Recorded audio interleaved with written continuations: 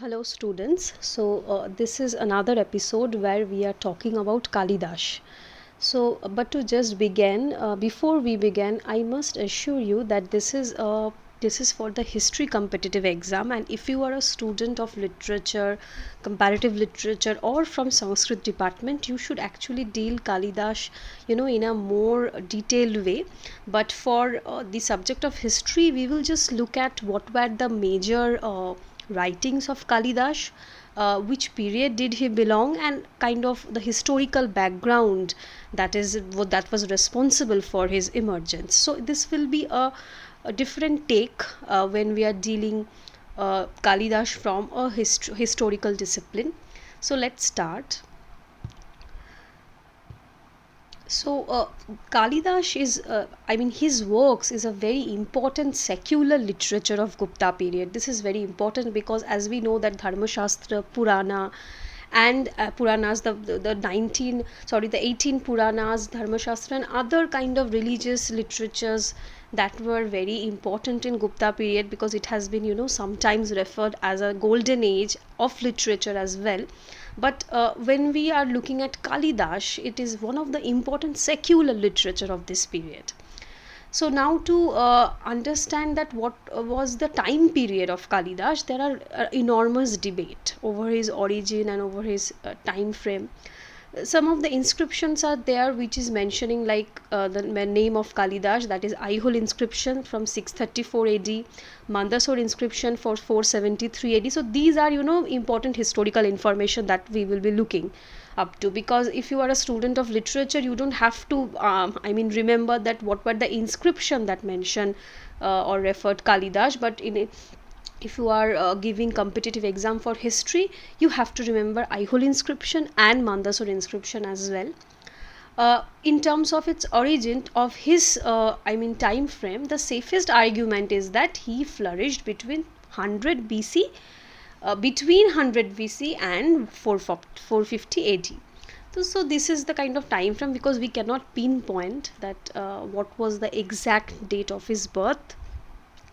Religious learning, he was a pious Brahmin of Ujjain and also a liberal Shaiva who acquired knowledge of many Brahmanical texts. He had familiarity with Vedic literature and also knew Sankhya, Yoga, Dharma Shastra, Kama Sutra. So these are all part of the vast area of Brahmanical literature, and he was very well aware of he was very kind of learned about these different Sanskrit and Hindu literatures. And also he was fond of fine arts like music and painting. So this is the thing. Now to briefly look at his all of his writings, all of his literary pieces. The first one is obviously Shakuntala, which is his most famous works. So this is basically a slight improvisation of the Mahabharata story, because the original story of Shakuntala, it is a part of the Mahabharata story. But when Kalidash is writing Shakuntala, he is making some improvisation and making it like a poetry. So in the original, in the Mahabharata, Shakuntala himself is narrating the story of her life, right? But when we are coming to Kalidash Shakuntala, it is Anashua, the friend of Shakuntala, who is narrating the story. So this is a major difference. And the wrathful Durvasha, how Durvasha Muni is giving curse to Shakuntala, the loss of the ring, which was the consequences of the curse, and the scene of fishermen. These were all actually the poetic additions of Kalidash. So these episodes were not present in the original work, in the Mahabharata. So basically the story of Shakuntala is not it's not a fully original by Kalidash, but it was there before in the Mahabharata story, but Kalidash kind of took it and improvised it and poetically represented it. Now the next one is Malavika Agni Mitra. So some says that it is commonly argued that Malavika Agni Mitra is the first of his literary piece. The plot is that it is basically a court comedy where the king Agni Mitra falls in love with the maid of his queen, and after a lot of obstacles that the queen is making, Agni Mitra finally overcomes the situation with the help of the Vidushaka. So because Vidushaka, or the clown, the court clown, is playing a major role in this poem, so we are saying that how it is a court comedy. You know, in ancient literature like this Kalidas works, Vidushaka, or the clown, or the jester, is a very important part of these plays like Malavika, Agnimitram. Okay. Now the next literary piece is Vikram Urvashiya. This is basically like a fairy tale of love between a celestial nymph and a mortal. You know, so a celestial being who is a heavenly character, and a mortal, a human being. So this is probably his last work. So if Malavika Agnimitra has been considered his first work, then Vikram Urvasha is his last work. Few believe that the play was performed when Kumaragupta was installed as Juboraj. So these were a kind of ritual that when a celebration was happening, like coronation and everything, the court poet like Kalidas had to write something. So it has been stated that Vikram Urvasya is basically the play that was performed during the coronation of Kumaragupta. And one of the important, characteristics of Kalidas literary work is that there are more concentration on characterization and less on plot construction. So this is very important because, the character building in a novel, where we are actually giving emphasis on the character, on the separate protagonist, not on the plot itself. This is a very important character of Kalidas works, which has been, admired till date, that he is more concentrated on the characterization, how characters are, thinking, how the protagonists are experiencing different emotions, and not so much on the plot itself, right? Like Act 4 of this Vikram Urvashiya, it focus on the hero's viraha, I mean the estranged feelings of the hero, that is Kumaragupta.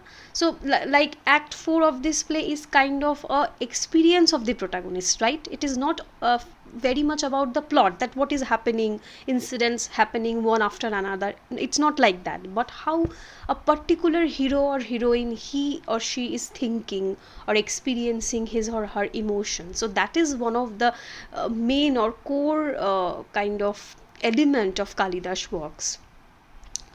Now the next piece is Kumar Sambhava. It has 18 canon, and it is a story of birth of Kumara, the son of Shiva and Parvati. So this is basically a mythological story that he is kind of giving it a poetical approach. Malinath have commented on the first 8 cantos of this poem. So these comments are very important because even after Kalidas has written his work, there are many commentators who are giving short notes on various parts of his literary works. So these commentaries on literary work is very important. If you are asked that who Mallinath, which is the literary piece which has commentary of Mallinath, which is the Kalidas literary piece, you have to mention that it's Kumara Sambhava. So whenever it's Kumara Sambhava, the commentary is being made by Mallinatha. So these name of the commentaries, who gave these commentaries are important. Mallinath also believed that the work was unfinished because of the curse of Parvati. So these are common legends that has been associated with his Kalidas works, that how the kind of the work is unfinished because of the legend. So these are some of the mythological kind of stories that is going around a literary piece. The later cantos, cantos is basically a part of the poem, the stanza. The later cantos are held much inferior, so not been thought of Kalidas' original work. So, Kumar Sambhava has been generally regarded as an unfinished work, and the first 8 cantos are important, and Mallinath has commented over it. But after a certain point, the quality of the poem is inferior, is becoming inferior, and so commentators like Mallinatha thought that it may not be a work of Kalidas. The last part is not the work of Kalidas, maybe it was later editions. A section called Rati Vilap there is a section in Kumar Sambhava which is called Rati Vilap, and where the conversation of Shati and Shiva, where Shiva is in the disguise of Jatila, and that has been portrayed, and it attracted kind of criticism, because Rati Vilap, Rati means sexual intercourse.